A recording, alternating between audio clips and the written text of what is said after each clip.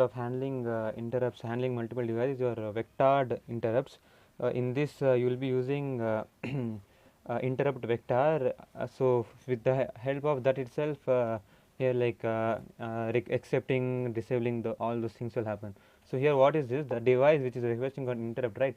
So what it does, it specifies, identifies itself by sending one special code to the processor, and that special code will be containing the first starting address of your instruction, of your IR instruction, whatever instruction was there in your interrupt, and that the service, I mean the routine or the execution thing, response, whatever is happening for this interrupt request is your ISR.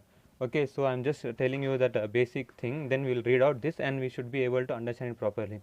So the special code, it indicates the starting address of ISR, and the range for this 4 to 8 bits. It will be having the size of it will be 4 to 8 bit. And now the usually if device wants to, the device will be locating, right, wherever whatever the interrupt is, it will tell the processor like where I want from, what I want from where. So from where it wants na, so at there this ISR will go, and the address will be stored to this ISR. From at that address will be stored to this ISR. Now whatever the address that is stored to this ISR, so the starting address to ISR, what after storing that address to this ISR, the starting address to this ISR is called interrupt vector. So I will tell you once again, a device will request for interrupt, and it will identify itself by sending a special code to the processor. This special code now, it will be having the starting address of ISR. Now the device, the interrupting device, whatever the interrupting device is requesting for, it will point towards some address, right? So that address is stored in the starting to the ISR. So the starting address of that pointing address is stored to ISR. Now the starting address to ISR, whatever the starting address to ISR is there, that from that specific location is called your interrupt vector. So let us read now. A device requesting for interrupt identifies itself by sending a special code to processor over the bus. Then the processor starts executing the ISR. What this line means is nothing but whenever the IR is raised, so the whatever the routine or the thing response which is given to this interrupt is nothing but your interrupt service routine. ISR is your interrupt service routine, and the special code indicates the starting address of this ISR, and its length ranges from 4 to 8 bits. Now the location pointed to by the interrupting device is used to store the starting address to ISR. So whatever the location it is pointed by this interrupting device, that location's starting address is used to store in the ISR.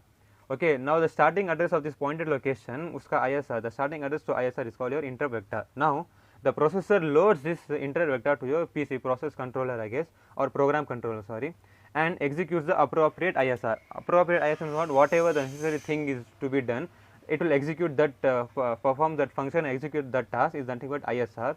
Now what happens is, when the processor is ready to receive the IV code, if it is ready to receive the IV code, it activates the INTA line.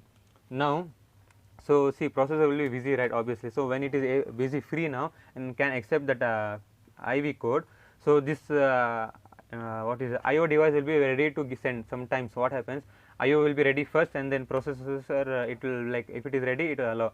Sometimes processor will be waiting, and this interrupt will be like IO device will be busy. But here we have managed that, we have seen that interrupt mapping, like IO mapped input output. In that we see processor won't be waiting.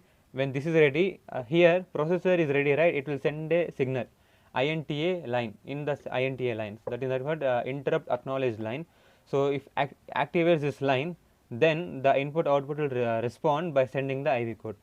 So I will say again, I know I messed it up. So when processor is ready to accept this IV code, it will activate the INTA line. So after it activates the INTA line, the interrupt this IO device responds to this activation by sending the IV code and turning off the INTR signal.